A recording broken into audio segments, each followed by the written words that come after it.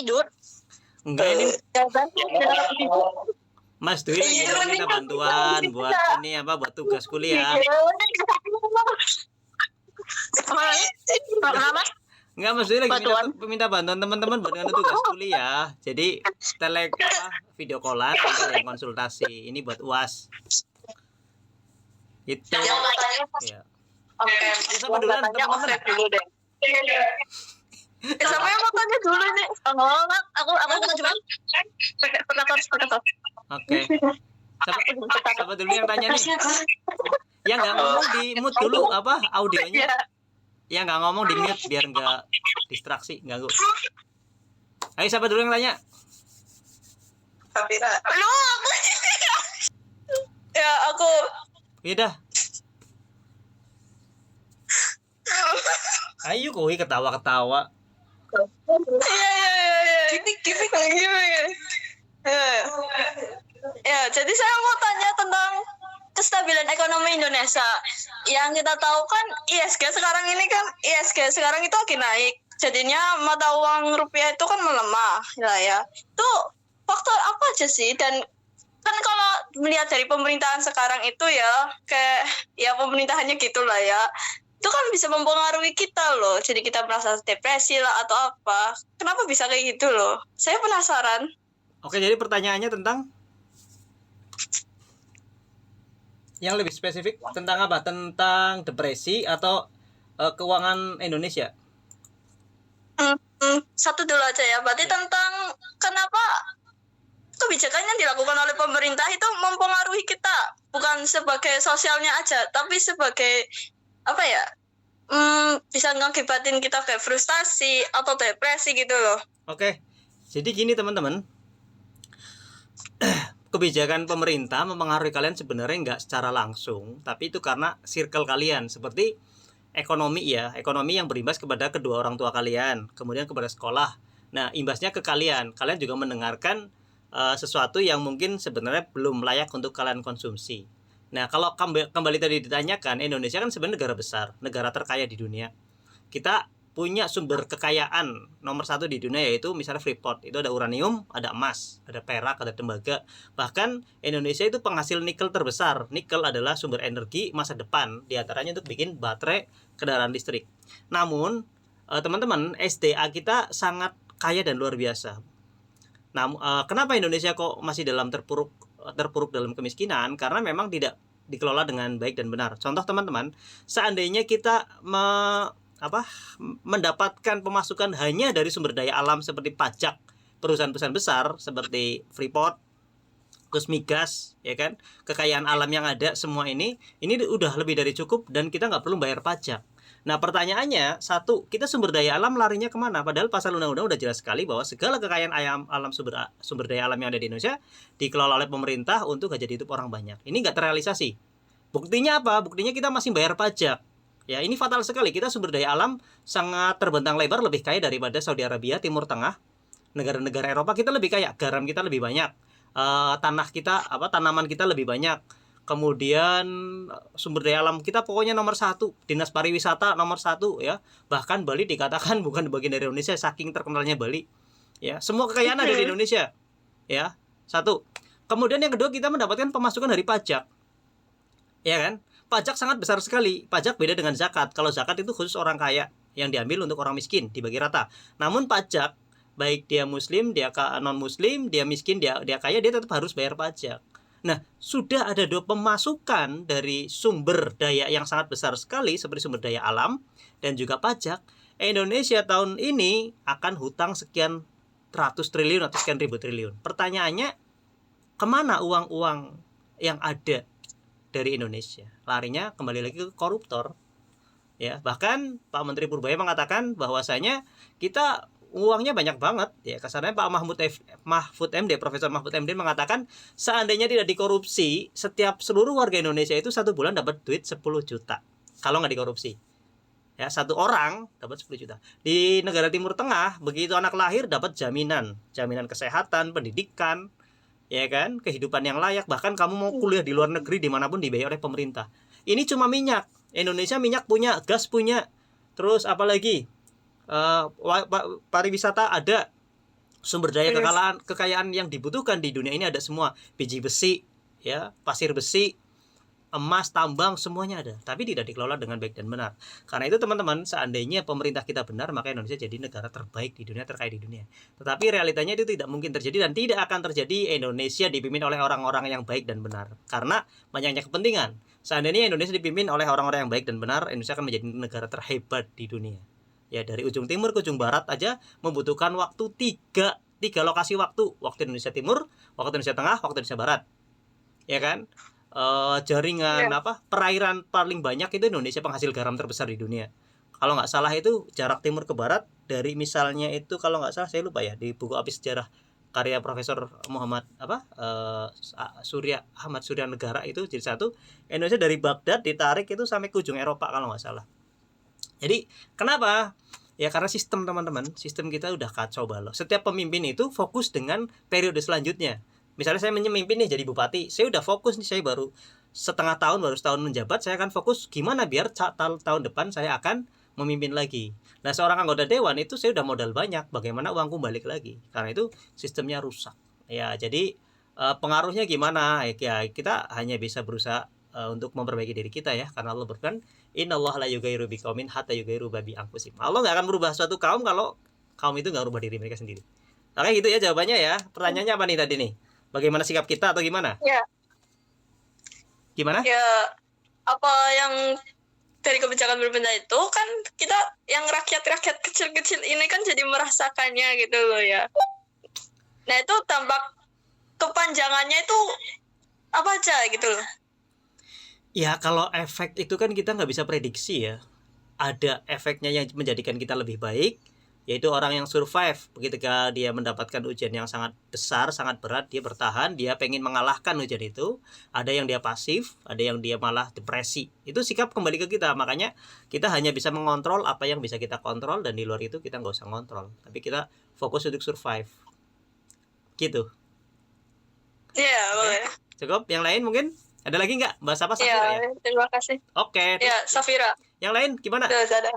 Sesi pertama ya, 2 pertanyaan ya. Karena PR-nya Mas Dwi 2 sesi. Yang lain mana nih? Mei, Delvin, Rosma. Ayo, Vin, tanya Vin. Jadi gini ya Mas. Oke. Di dunia itu kan ada yang namanya menyukai. Nah, itu kebanyakan yang saya lihat di sosial itu banyak dari mereka yang nggak suka sama orang yang menyukai sesama jenis. Kalau cewek menyukai cewek, sama cowok menyukai cowok. Nah, itu kenapa banyak yang nggak suka dalam bersosialisasi dengan orang seperti itu gitu? Oke, kenapa mayoritas masyarakat banyak yang nggak suka ketika ada terjadinya penyimpangan? Itu kan pertanyaannya kan? Ya. Oke, jadi gini, itu tergantung di mana tempat kita berpijak. Kalau misalnya orang itu hidup di Prancis, gak masalah. Mau kamu suka sama jenis, mau kamu suka sama hewan, mau kamu suka sama monster, sama boneka, bahkan nikah sama anime aja gak masalah di Jepang misalnya. Paham nggak? Nah, tapi kalau di Indonesia, bentar ya, di Indonesia budaya ketimuran ditutup Mas, tolong Mas. Di budaya tutup Mas, tolong biar suaranya nggak masuk. Ya, makasih ya. Nah, itu satu dari budaya ya, budaya, habit, tempat tinggal.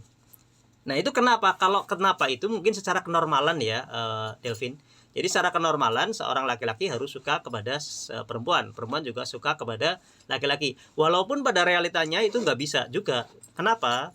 Memang ada beberapa orang yang diciptakan dia tidak demikian. Contoh, seorang laki-laki yang sama sekali nggak tertarik dengan perempuan. Dia nggak punya hawa nafsu, dia nggak punya syahwat. Ya, kalau boleh dikatakan mungkin ya mohon maaf tidak bisa ereksi gitu kan. Nah, ini dalam Islam ya diperbolehkan untuk nggak nikah. Atau seorang perempuan yang dia memang nggak siap untuk berumah tangga dan nggak ada kecenderungan untuk menikahi laki-laki, dan selama dia aman-aman saja memang nggak masalah gitu. Nah, ketika terjadinya penyimpangan hasrat seksual itu sebenarnya kita nggak bisa memaksakan orang untuk menyukai, menginginkan apa yang ada dalam hatinya gitu, Delvin. Ya, paham nggak? Jadi ada keinginan seseorang itu kita nggak bisa apa ya, memaksakan. Hanya saja ketika seseorang itu melakukan, nah titik batasannya itu di perbuatan. Jadi seseorang sebatas suka nih, aku ngefans sama cowok itu ganteng banget ya, ih keren. Oke, suka. Atau bahkan ada hasrat ingin memiliki atau apa. Oke, itu masih dalam tahap apa ya, selama tidak ada tindakan nggak masalah. Tapi ketika ada tindakan, ketika laki-laki suka sama laki-laki, perempuan suka sama perempuan, ya kan sudah ada tindakan sampai tidur satu ranjang, apalagi terjadi sampai hubungan seksual sejenis. Nah, ini sudah lari ke tahap penyimpangan. Kalau sekedar hasrat atau keinginan, bisikan-bisikan itu mungkin masih bisa ditolerir. Bahkan teman-teman tahu nggak Wonder Woman? Ya. Tahu nggak? Yang lain tahu nggak Wonder Woman? Tahu. Oke, jadi ceritanya gini teman-teman. Wonder Woman itu ya, ada seorang laki-laki yang dia udah punya istri. Dia kalau nggak salah dosen, ya bisa searching di internet. Dia dosen, dia punya mahasiswi, dia udah punya suami istri, ya kan. Kemudian dia jatuh cinta sama mahasiswanya. Dan ketahuan sama istrinya. Ternyata istrinya juga suka sama mahasiswa itu. Akhirnya mereka bertiga hidup satu rumah. Lakinya satu, 2 perempuan. Dan perempuan ini saling suka menyukai. Teman-teman tahu nggak? Masyarakat Amerika saat itu masih normal. Hidup seperti ini dilarang, mereka diusir dari tempat tinggalnya, dari masyarakat. Masyarakat mengusir mereka untuk melakukan penyimpangan seksual. Ya, jadi satu laki-laki dengan 2 perempuan ini oke. Tapi ketika 2 perempuan ini saling mencintai, saling melepaskan hasrat, mereka diusir. Akhirnya dosen ini saya lupa ya cerita atau apa ke Jack Kirby ya, pembuat film Batman, dan akhirnya dia bikin Wonder Woman. Wonder Woman itu terinspirasi dari kisah yang mana dia mengatakan gini, suatu saat ini kalian menghina saya, kalian mengusir saya, suatu saat kalian akan menganggap wajar apa yang saya lakukan, yaitu percintaan sesama jenis gitu. Nah, tadi pertanyaannya Delvin kenapa? Yaitu mungkin karena status sosial Delvin di masyarakat yang nggak biasa hal seperti itu. Sebenarnya juga nggak bijak ya, mohon maaf, nggak bijak ketika ada orang melakukan seperti itu dibenci, karena kan yang nggak disukai perbuatannya bukan orangnya. Karena banyak juga kasus-kasus laki-laki yang dia berubah orientasi seksual. Ya ini di TikTok ada ya, bisa kalian cari. Dia itu dulu laki-laki bener biasa, cuma mungkin nakal banget sama orang tuanya, dimasukkan ke pondok. Kenapa? Karena bagi orang zaman dahulu pondok itu seperti bengkel, ketika motor rusak masukkan bengkel bagus gitu kan. Nah, dia di pondok itu disodomi, disuruh oral, kemaluannya kakak senior. Akhirnya dia trauma, dia kesakitan ya, bahkan sampai disodomi, dia kesakitan, lama-lama dari kesakitan itu dia menikmati. Sampai sekarang dia berubah orientasi. Makanya hati-hati terhadap hal-hal tersebut. Jadi kenapa sih Mas kok orang pada nggak bisa terima atau nggak suka? Itu mungkin karena kehati-hatian aja Delvin ya, kehati-hatian biar tidak menularkan ke orang lain. Karena orientasi seksual, hasrat seperti itu bisa nular, ya. Itu bisa nular. Ya misalnya ada orang normal berteman dengan orang seperti itu, lama-lama dia akan ke bawah. Itu seperti itu. Nah, kalau kenapa itu kembali lagi di mana tempat tinggal. Kalau misalnya orang itu tinggal di Prancis ya mungkin nggak masalah, ya nggak? Karena di sana udah biasa, bahkan mendukung LGBT. Di Amerika bebas, kamu mau pakai cadar, monggo. Kamu mata telanjang bulat, monggo. Kamu mau party seks, monggo. Kamu mau suka jenis, monggo. Itu di negara Amerika. Tapi kalau di budaya kita memang ada adat ya, namanya ada norma agama, norma masyarakat yang berlaku. Gitu Delvin ya. Bisa dipahami? Bisa. Oke, ada lagi? Apa kira-kira Delvin, ada lagi nggak? Itu Mas, kira-kira faktor apa aja yang sering membuat faktor apa aja yang sering membuat seseorang tuh tiba-tiba menyukai lawan jenis, yang awalnya dia normal terus tiba-tiba dia menyukai lawan jenis gitu.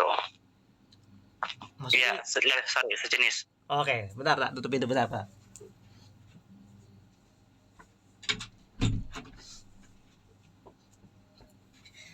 Oke, yang pertama dari circle. Circle itu teman. Aku punya teman ganteng orangnya ya, dia playboy lah, keren ya, maksudnya kalah kerennya. Dulu waktu masih jadi artis ya, ikut salah satu manajemen di Jakarta. Dia normal, playboy. Suatu ketika dia berteman dengan orang yang belok ya, orang yang belok. Dan dia nyaman ngobrol, pertama sekedar ngobrol, sekedar say hello, kemudian chattingan, bla bla bla. Kalau nggak salah sekitar 6 bulan kemudian Mas Dwi dengar dia udah nggak doyan perempuan. Dia sering ganti-ganti pacar laki-laki. Satu circle.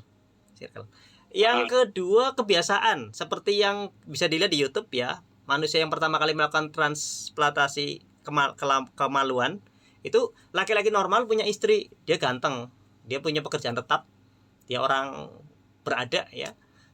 Dia karena sama istrinya disuruh pakai kaos kaki perempuan, sepatu perempuan, rok perempuan buat iseng, aslinya iseng. Akhirnya dia menikmati. Ketika dia menikmati, dia iseng dandan make up, oh cantik juga. Suatu ketika keluar rumah banyak cowok-cowok yang naksir. Akhirnya apa? Dia nikmat, dia bilang ke istrinya izin untuk operasi kelamin. Istrinya mengizinkan. Dan dia memang akhirnya orientasi seksualnya tadinya normal, suka sama istrinya, berhubungan badan normal gitu. Karena habit, kebiasaan. Makanya kan Olga bilang kan ke Wendy waktu Wendy lagi pura-pura melambai, bilang, "Wen jangan gitu Ben, aku juga dulu bercanda, lama-lama jadi nikmat," gitu. Jadi untuk mencegah dari awal seperti itu. Dan juga Delvin, kadang juga kita harus lihat psikologis ya. Mungkin dia dari kecil nggak ada faktor ayah, atau dia dari kecil diasuh sama ibunya, sama bibinya, jarang berinteraksi dengan sosok figur ayah. Jadi kita maklumin, nggak boleh dibenci, serius. Nggak boleh kita benci dengan orang-orang yang mungkin dia ada kecenderungan terhadap sejenis, karena boleh jadi dia korban ya. Ini yang perlu dipahami, korban. Yang kedua, memang secara psikologis dia nggak ada sifat kejantanan yang mana harusnya dia tumbuh, kan ada secara umur ya. Umur sekian dia harus dekat dengan ibu, umur sekian harus dekat dengan ayah, umur sekian harus dekat dengan dua-duanya gitu. Nah dia nggak ada, mungkin kita nggak boleh benci ya. Masalahnya aku juga ada ya teman yang dia, mohon maaf ini cerita ya, dia seorang ustadz, punya anak, punya istri, anaknya 3, karirnya mapan ya. Kemudian di kemudian hari ketahuan dia juga suka dengan sejenis. Dan saat ditanya, diantaranya dia memang sosok figur ayahnya nggak ada dari kecil. Jadi dia walaupun punya istri yang cantik atau apa, dia tetap agak senang, agak ngefan atau dengan laki-laki, dan ketemu dengan orang yang satu frekuensi. Dan saya pribadi Mas juga nggak benci sama orangnya, cuma berharap ya semoga dia bisa berubah. Karena kalau istrinya tahu kan kasihan ya Vin ya, dia udah punya anak istri loh ya. Jadi faktornya banyak Vin, makanya kalau sekebatas dari hasrat aja wajar. Makanya Imam An-Nawawi ini teman-teman juga dengerin ya. Imam An-Nawawi mengatakan ya, cowok yang belum tumbuh jenggotnya, yang mukanya masih mulus, itu lebih berbahaya bagi laki-laki. Namanya amrot ya. Amrot itu laki-laki yang mungkin kalau sekarang Korea lah ya, muka-muka Korea yang dia masih imut-imut, belum punya kumis, belum punya jenggot, mukanya itu kalau dideketin sama laki-laki ini, kata para ulama, setannya lebih banyak. Kalau saya ini dekat sama cewek cantik gitu kan, itu paling setannya satu, bagaimana biar aku mencium dia, memeluk dia ya. Aku ngajak dia kencan. Tapi kalau laki-laki sama laki-laki amrot namanya, yang wajahnya mulus, nggak ada bulunya, nggak ada jenggotnya, nggak ada kumis gitu kan, masih mulus kayak anak kecil, ini lebih nafsu seksualnya lebih tinggi, setannya lebih banyak. Jadi faktor kebiasaan juga, faktor habit atau faktor circle gitu ya, Delvin ya. Dan ketika semua orang ada kok, kata dokter Boyko, semua laki-laki ya, laki perempuan itu ada kecenderungan dia akan poinnya, misalnya hasrat seksual kepada sejenis, itu ada, cuma di berapa poin, paham nggak? Ada yang misalnya aku lihat laki-laki ganteng, badannya bagus, kan suka kan, ngefan gitu kan, ada sebatas ngefan. Ada yang hasrat ingin lebih dekat, jadi teman gitu loh, teman dekat. Ada yang sampai pengen bersetubuh, ada yang sampai pengen memiliki. Nah berbahayanya orang yang suka sejenis adalah dia ketika sudah main hati, sudah hasrat ingin memiliki, cemburunya gede sekali. Makanya mereka nggak segan-segan untuk membunuh, untuk memutilasi, karena cemburuan. Sampai Mas Dwi dengar temannya Mas Dwi bilang apa, kamu kalau selingkuh sama perempuan nggak apa-apa, aku bisa maklumin, tapi kalau kamu selingkuh sama laki-laki, tak bunuh kamu. Itu karena cemburuannya lebih besar gitu ya Vin ya. Nah kalau kita ngeliat orang itu jangan dibenci, serius jangan dibenci, kita doakan ya. Kita doakan, kalau itu menimpa kepada diri kita juga itu manusiawi, karena setiap orang pasti ada kecondongan, dan itu bagaimana kita manajemen. Kalau kita nggak bisa manajemen hati, kita manajemen sikap. Yang penting jangan sampai sikap kita ya. Contoh, kita lagi sama cowok ganteng nih ya, ganteng, berduaan. Nah kadang kan, mumpung gak ada yang lihat gitu kan. Nah ini kadang hasratnya ada, nih itu sikap kita. Minimal kita bisa bersikap ya. Bersikap. Kalau hati kan kadang susah sih ya. Makanya ada doa, ya muqallibal qulub sabit qalbi ala dinika, ya musarrifal qulub sarif qalbi ala dinika gitu ya. Yang artinya, ya Allah condongkanlah hatiku pada ketaatan padamu. Ya, kita semua bisa kok terjatuh, dan manusiawi pasti kita akan terjatuh. Itu ya. Bagaimana tinggal kita bangkit dari setelah kita terjatuh, atau dan kita ketika kita nggak terjatuh jangan hina orang yang jatuh, karena boleh jadi kalau bukan kita mungkin pasangan kita atau anak kita yang akan terjatuh. Jadi kita nggak boleh sombong. Itu ya. Oke, yang lain mungkin?